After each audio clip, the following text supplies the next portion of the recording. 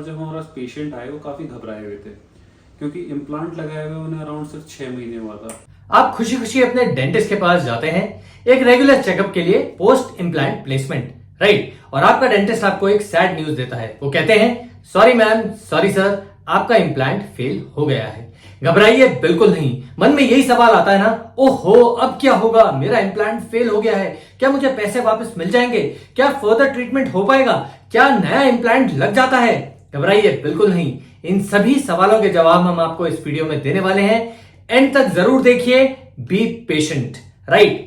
Hi friends, welcome back to my channel cementum dental care. मैं आपका host doctor उत्सव शर्मा अपने चैनल पर स्वागत करता हूं। इस वीडियो के माध्यम से आज हम आपको बताएंगे कि कैसे एक फेल्ड इम्प्लांट के केस को हमने एक अच्छे ट्रीटमेंट में बदल दिया। यानी हमारे पास जो केस आया वो एक फेल्ड इम्प्लांट का केस था। आगे वीडियो में हम आपको वही दिखाएंगे, स्टेप बाय स्टेप वही आपको दर्शाएंगे कि कैसे एक फेल्ड इम्प्लांट को बदलकर हमने एक नया इम्प्लांट लगाया और ट्रीटमेंट सही हो गया। Stay tuned. Hi, this is Dr. Vijay Singh Chauhan this side and I'm working as a prosthodontist and implantologist and I've been practicing implantologist from the past 5 years in Dehradun.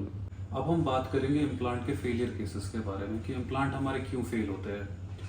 मेरे हिसाब से जो सबसे पहला कारण होना चाहिए वो था डायग्नोसिस, कि अगर आप अच्छे इम्प्लांटोलॉजिस्ट है तो आपको ये पता होना चाहिए कि ये पेशेंट आपके लिए सही है इम्प्लांट करने के लिए या नहीं। तो उसमें काफ़ी चीज़ें देखने लायक है कि आप बोन क्वालिटी कैसी है पेशेंट की। सबसे इम्पॉर्टेंट, जब आप बड़े एक्सरेज कराते हैं, ओपीजीज कराते हैं, सीवीसीटी कराते हैं तो आपको काफ़ी क्वालिटी ऑफ द बोन आपको पता चल जाती है। तो पहला सबसे इम्पॉर्टेंट है डायग्नोसिस। तब आते हैं आपके केस सिलेक्शन। तीसरी चीज़ है कि ऑपरेटर की स्किल कैसी है।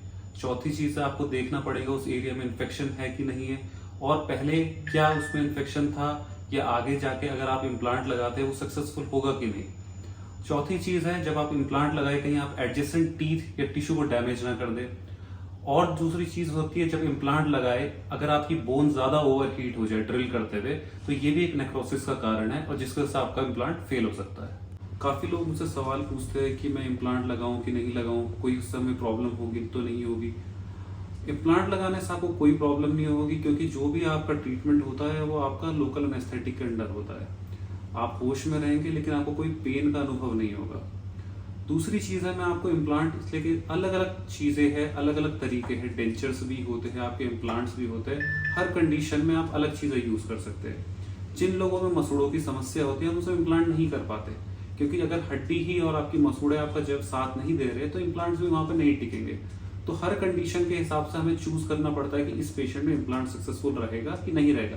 क्योंकि सिर्फ इम्प्लांट लगाना हमारा मोटिव नहीं है, हम चाहते हैं कि उससे पेशेंट खा पी सके और एटलीस्ट उसकी जितनी लंबी से लंबी लाइफ हो उतनी हो पाए। So this particular case was referred to us by a local dentist और जब हमारा पेशेंट आए वो काफी घबराए हुए थे क्योंकि इम्प्लांट लगाए हुए उन्हें अराउंड सिर्फ 6 महीने हुआ था।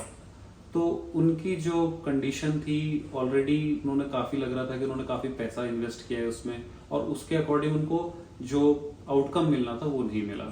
And he was already in pain और we saw the implant was moving, implant हिल रहा था अपनी जगह पे। तो जब हमने सारे डायग्नोसिस चेक करे, ओपीजीज लिए, सीबीसीटी लिए पेशेंट के, वी सॉ कि the implant has not been osseointegrated, means अच्छे से वो जुड़ा ही नहीं था इन सिंपलर टर्म्स। तो जब हमने प्लान किया कि जब हम इम्प्लांट निकाल के उसी टाइम पे एक बड़ा साइज का इम्प्लांट डाला जाए जो विड्थ और हाइट में दोनों में उस इम्प्लांट से ज्यादा बड़ा हो। तो हमें एक नॉर्मल थोड़ा सा ड्रिल ज्यादा करना था और एक नया इम्प्लांट प्लेस करना था। तो आपको हम उस केस से स्टार्टिंग से एंड तक अब लेके जाते हैं तो आप हमारे साथ चलिए और हम आपको एक केस दिखाते हैं। मुंह खोलिएगा। As you can see, one implant was placed in 1/6 region and it has been like around 6 months and we can see there is a little mobility in implant. So we are planning to remove this implant and place a bigger size implant. So I think it was placed around 4x8, so we'll be placing around 5x11.5 to increase the surface area of the implant. So let's see, we'll remove the implant and then we'll start drilling to increase the depth for the implant. कोई दर्द है sir?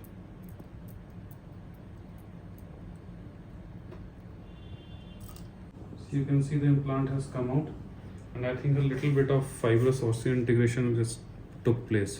So I've removed the implant and I think it's around 4x8. So we'll be placing a longer implant. We'll do a initial osteotomy, then we'll place our implant.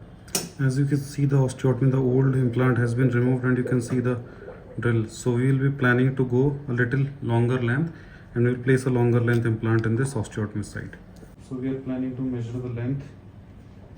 How much will be the length? 3 is around 10, 4 is 11. So we're planning to place 11.5. Sir, मुंह खोलिएगा.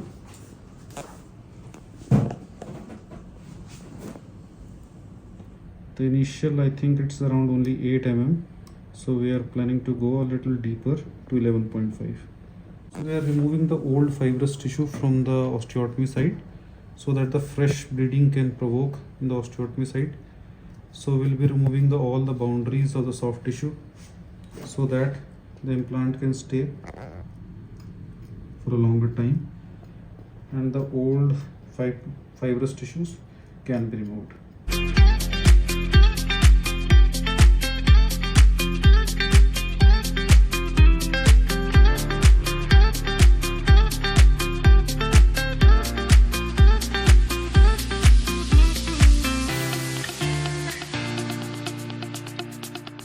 Now you can see we have placed the newer implant with a size of 5 into 11.5, and we achieved a torque of around 920 newtons. So I think this implant is completely fit in this area, osteotomy site, and we will be closing the implant with the cover screw, and we will see the results after 3 to 4 months.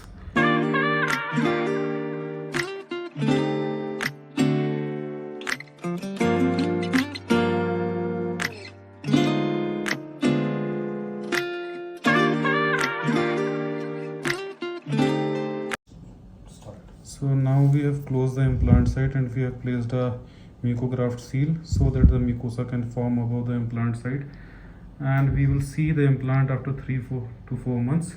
After opening, we will go for the second stage surgery. तो next time आपका यदि implant fail हो जाए तो आप सभी जानते हैं अब क्या करना है. I hope you guys enjoy this video. अगर वीडियो अच्छा लगा तो लाइक शेयर कमेंट जरूर कीजिए. यदि आपके कोई सवाल हैं तो आप हमें पूछ सकते हैं cementumdentalcare@gmail.com पर. Stay happy, stay healthy, and see you in the next video. Bye.